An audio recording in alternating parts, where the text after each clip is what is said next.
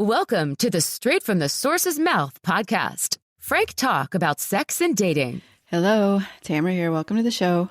Today's guest is Dr. Amanda Gesselman. She's the Director of Sex and Relationship Science at Match.com and a research scientist psychologist at the Kinsey Institute. Thanks for joining me, Amanda. Thank you so much for having me. I'm excited to talk about this today. Yeah, I'm definitely excited too. I'm curious to hear what everyone else is doing. You know, everyone thinks they're the only ones doing things, so it'll be interesting to hear the difference. We can either start with how you got into all this or get right into the science of it all, whichever one you want to. Sure. Well, I can talk about how I came into the project, how I got into this if you want. So I'm a psychologist and I'm not a clinician. So my role as a psychologist is to do research. And my main area is the way that people form intimacy, or the way that they look for intimacy, I should say. So I study people's romantic and sexual relationships, the way that they, look for them, form them, keep them going, what happens after they break up, all those sorts of things. So the project that we'll talk about today is called Singles in America. And it's something that I've been involved with since probably 2014 or 2015. It's a big project that we do every year. And it's focused specifically on people who are single in the US. So, people who are going about their dating lives, or, maybe they're just long-term single. But the sort of goal of the project is to understand what's going on with people who are unpartnered in the US. What are they looking for, if anything? How are they going about it? What kinds of relationships have they had in the past? How does that impact them going forward? All those sorts of things. Okay. Yeah, definitely sounds interesting. So we can jump right in. What I found interesting is just how the different generations approach it. Is that a big part of it, or is like one of a small section? Yeah. Every year we analyze the data looking at differences between men and women, and also differences by age group. So like Gen Z, Millennial, Gen X, and Baby Boomers. Because, in our own study and also lots of other research has shown that there's just a lot of shifting norms based on age groups. The way that Baby Boomers used to date or used to find partners is so much different than how Gen X or Millennials or Gen Zs find their partners, or even think about finding partners, or, what they want in a relationship, like gender roles and that sort of thing. So we always look at differences by generation just because we know that they're going to be there. Yeah, so what are some of the more interesting things as far as either the sex side or dating side? And start on one and go the other, maybe. So we do ask about sex every year, and we definitely asked about it this year as well. We ask about things like how often they've had sex in the last year, what kind of sexual relationship they are hoping to find, or like what's their ideal sexual relationship. And then this year, because of, the sort of times that we're living in, we also asked about their use of AI in the context of dating and sex. And so what we found was that, first of all, younger people who are in the Gen Z or Millennial age range are the most sexually active. They're having the most sex in terms of like the most occurrences and the most partners over the last year. I believe a little bit less than 20% of Baby Boomers had sex in the last year. And for Gen X, it was in the 40%, I want to say, whereas for Millennials and Gen Z, it was over 60% for both.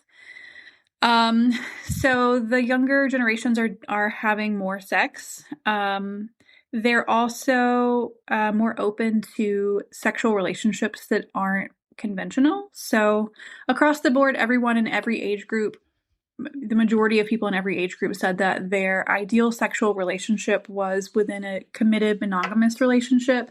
But younger generations are more open to non-monogamous relationships, like open relationships or polyamory, or, casual sex without any dating commitment. And then finally, when we talked about AI, or we asked about AI, I should say, we found that was very concentrated specifically in the Gen Z age range. So, sexting with an AI chatbot, or treating an AI as an actual romantic partner, that was more pronounced in our younger singles than our older singles. Okay. Yeah. I can see why the older generation wouldn't do that. It just doesn't seem like you just know it's so fake as an older person. Sure. Yeah. I mean, there are lots of ways that AI can feel authentic these days, but I think one of the driving reasons that it's so concentrated in younger generations is that the uptake of any technology is more prevalent in younger generations. So when we're thinking about Gen Z or like Generation Alpha or Zoomers, they're just inundated with technology. They're using technology in so many different ways than I use it at my age as a millennial. They're just more open to trying things. They're less likely to turn something down because it feels artificial. So yeah, I think there's just a different culture among them. Yeah. I mean, like you said, they definitely grew up with it, so it's not out of the norm. But, exactly. And what are some like surprising things that you discovered from the survey, if anything, or is it more everything? Well, the survey has, I want to say, around 150 questions. So there are lots of different topics. Some surprising things that I found, just to go back to the AI thing, we did ask them whether or not they had ever had, whether they had ever used AI as a romantic partner, meaning like you are in a relationship with AI rather than, just talking to it like ChatGPT. And what we found there was that a little bit less than 1 in 5 American adults said yes to that. So, that was pretty substantial to me. And specifically in the Gen Z age range, it was around 33% of those people had a romantic relationship with an AI, meaning they're relying on it for emotional companionship. They're having actual romantic or intimate conversations with it and repeatedly, not just one-off. So that was pretty surprising to me. We also talked about age gap relationships earlier. We asked about whether or not people have ever dated someone who is 10 or more years younger or older than them. I feel like age gap relationships have really had, sort of a place in the media over the past couple of years. There have been lots of Netflix movies and shows about that. So we wanted to capture that and see how prevalent it is. And what we found was that 34% of people had dated someone who was 10 or more years older than them. And that there wasn't that much of a gender gap there. So women and men were about equal in terms of having dated someone older.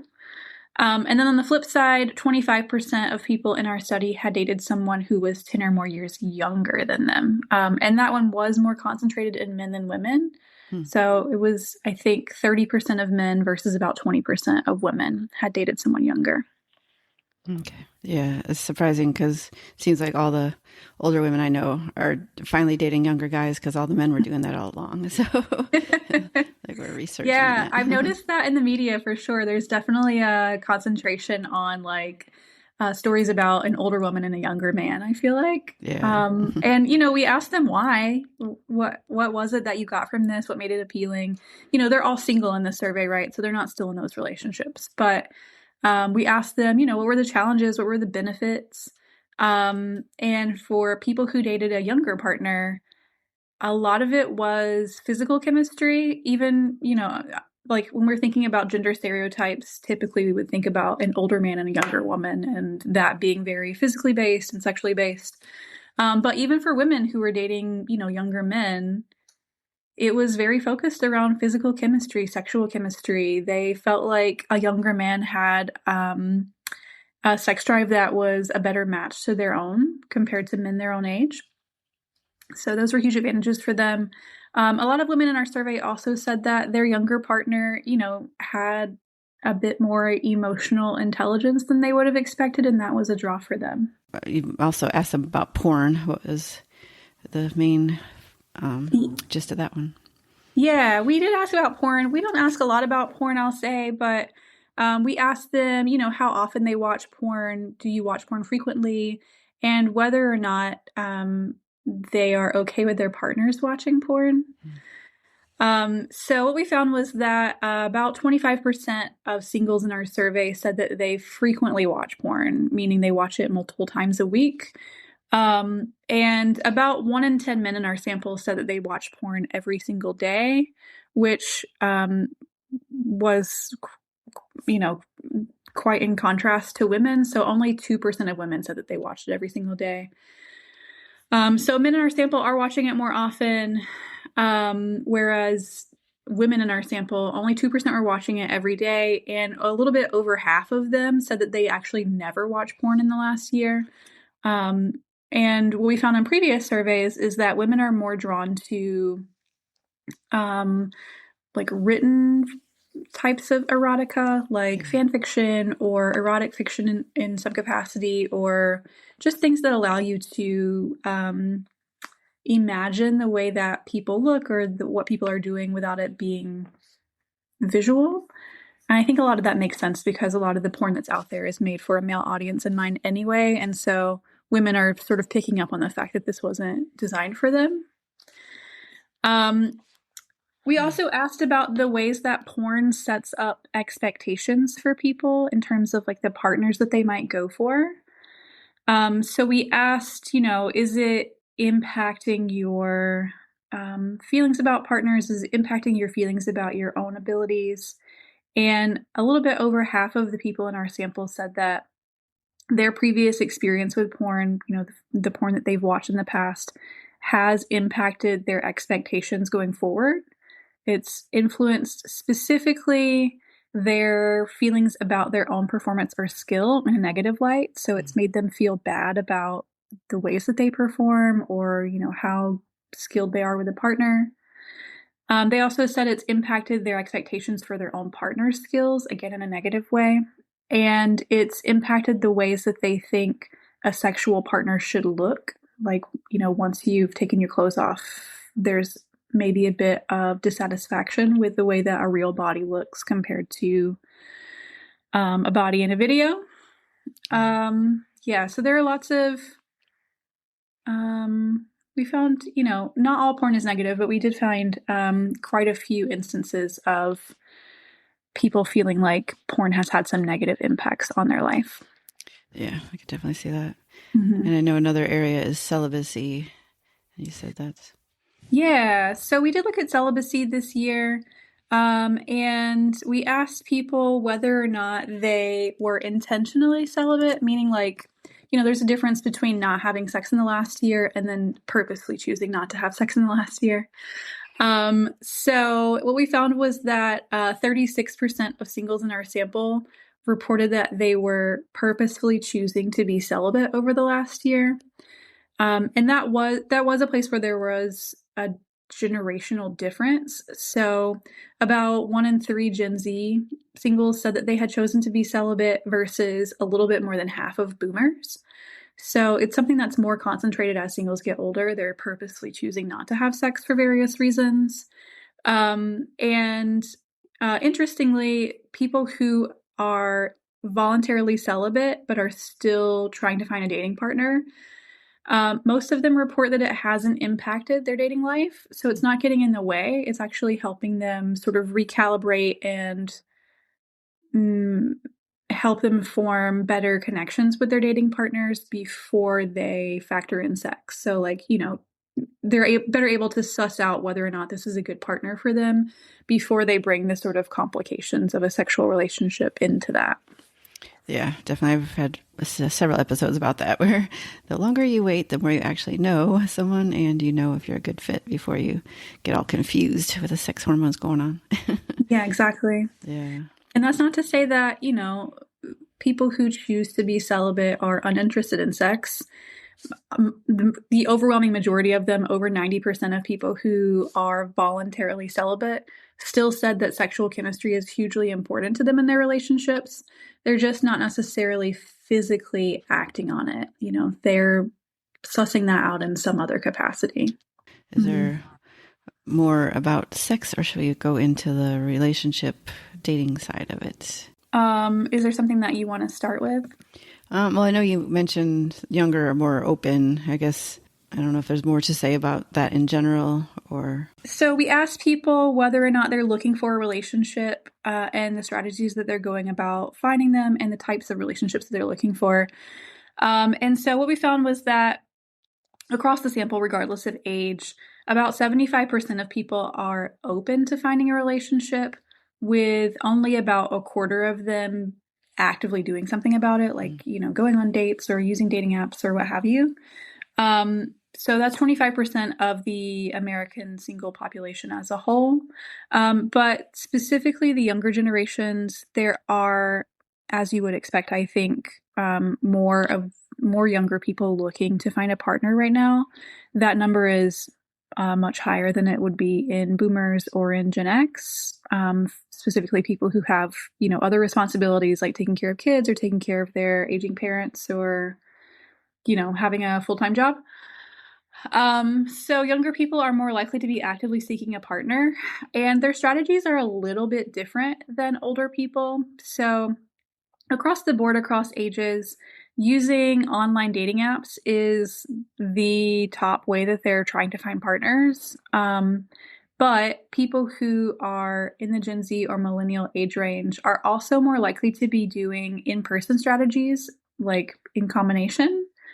So they are trying to go out to bars or coffee shops or book clubs or bar trivia or what have you, and actually bring back in-person meetups, which I feel like has become sort of a rarity in today's society. As dating apps have sort of come on the market since the early 2010s, we've really shifted towards meeting everybody online and having most of our interactions online. But it does seem that the younger singles in particular are trying to shift back to assessing people face to face before making that move.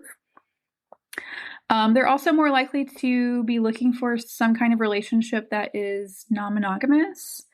So what we found in the past is that about 21% of singles in the US have had an open relationship in the past. And about between 15 and 20% are interested in pursuing one in the future. And we found that again this year, and that's particularly emphasized with Gen Z singles. They are more interested in seeking out those kinds of relationships. It doesn't mean they're uninterested in monogamy, but they are open to lots of different avenues for relationships compared to older generations.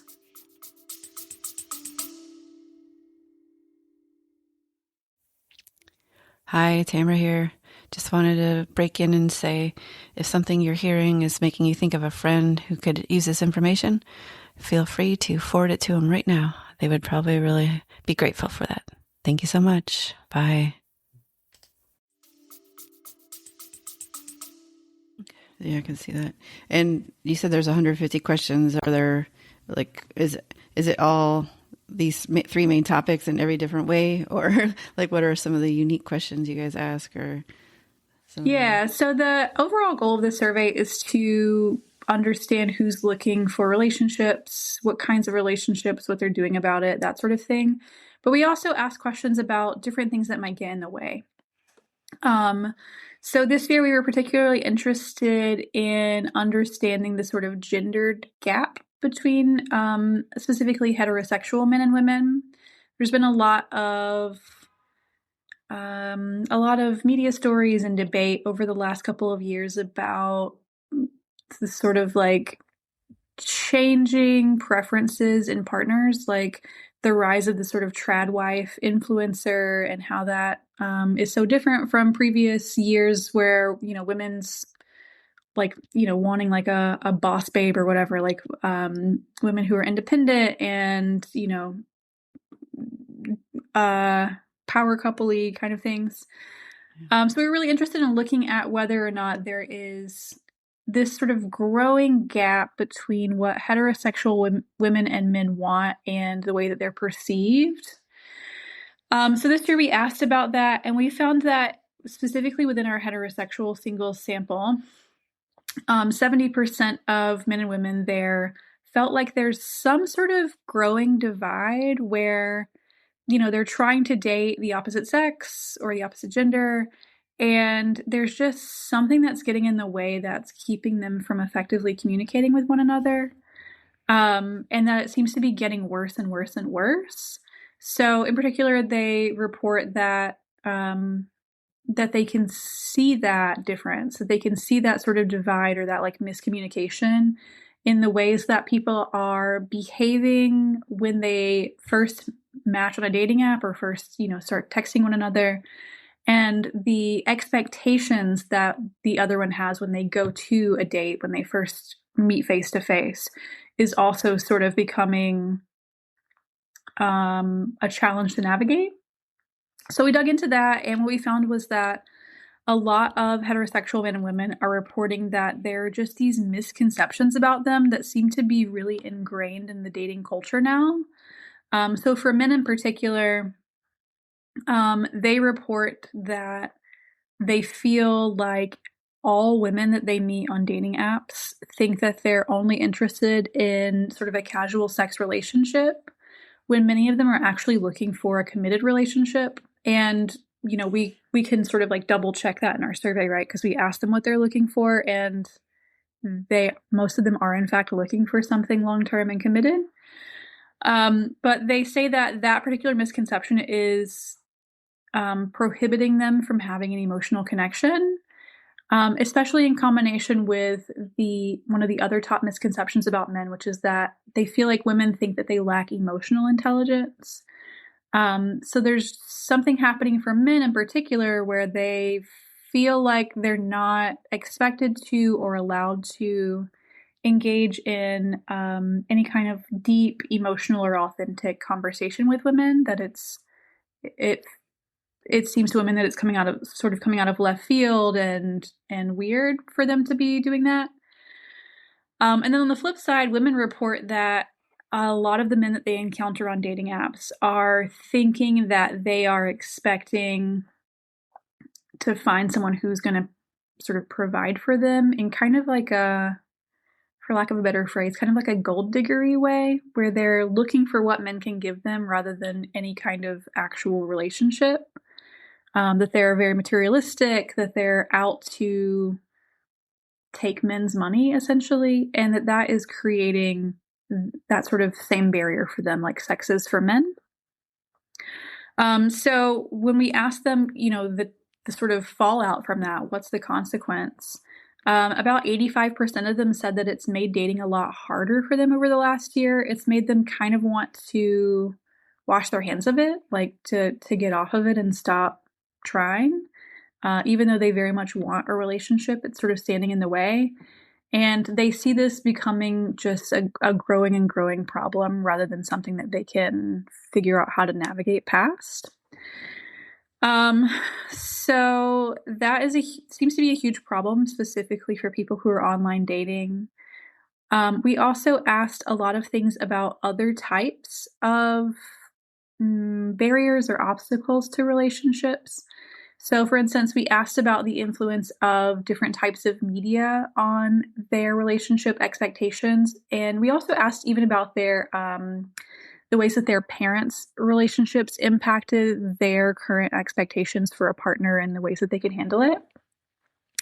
And what we found was that, in particular, social media and romantic media, like fairy tales and romantic comedies and things like that we all grew up with, people really feel like that's impacted their ability to healthily navigate the dating landscape. So people feel like those sorts, specifically romantic media, has given them this misconception that they should be looking for like a perfect match rather than someone who's real and that they can sort of grow with and, adapt to and that sort of thing.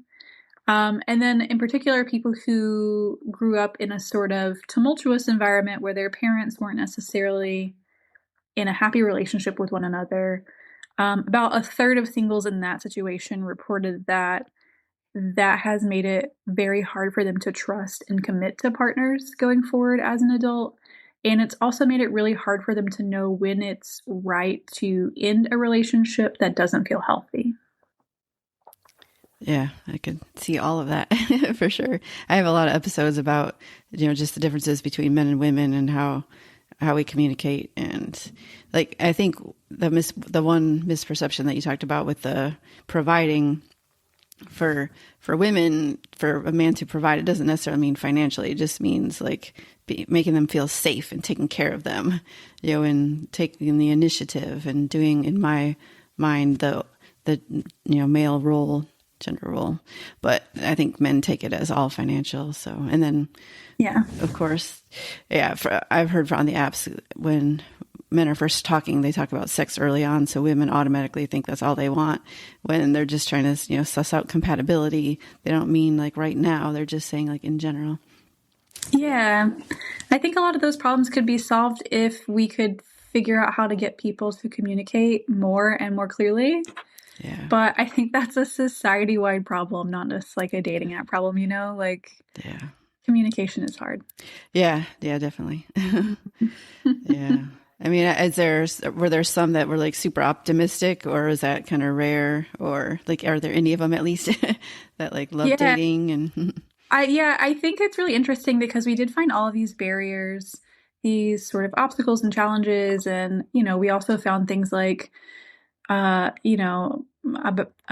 proportion of them feel really burnt out with dating after being on the apps and things like that. But interestingly, even though there's all of these sort of, bleak headlines, I guess we could say, there's also a lot of romantic optimism and kind of idealism going on. So, the majority of the singles in our sample reported that they still want a long-term relationship. Over 70% of them believe that they can find a love that will last forever for the rest of their life. Majority of them, over half of them, reported that they often daydream or, just like think about a long-term partnership or a marriage for themselves, just sort of, having this very positive fantasy in their head that they like to draw on to escape their daily life, which I think is really nice.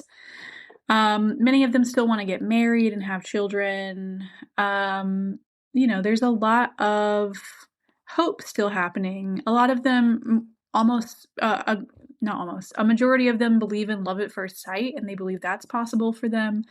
So there's still a lot of optimism going on that, interestingly, doesn't really differ by gender, doesn't really differ by age. It's just that, they're facing these sorts of challenges in getting there. So a lot of them still believe that they can get there. They're just not quite sure what the journey looks like. Yeah. And a lot of my episodes are coaches that help with that kind of stuff, like Perfect. Seeing like what is in the way of you getting what you want, like I had an interview with people about flirting and like and she didn't even want to call it flirting, like just showing interest, and just like letting the other person know. And like you said, communication is huge too. So yeah, interestingly, that reminds me of two things from the survey. So first, we asked people, like what's your strategy for drawing people in, for, communicating your interest? And a large proportion of them said just interested listening, like active listening, letting the other person know that you are engaged and following along, and that you want them to keep talking to you and you want to know what they say, which I think is so simple, so basic, but necessary. And I just think I love to see a resurgence of that.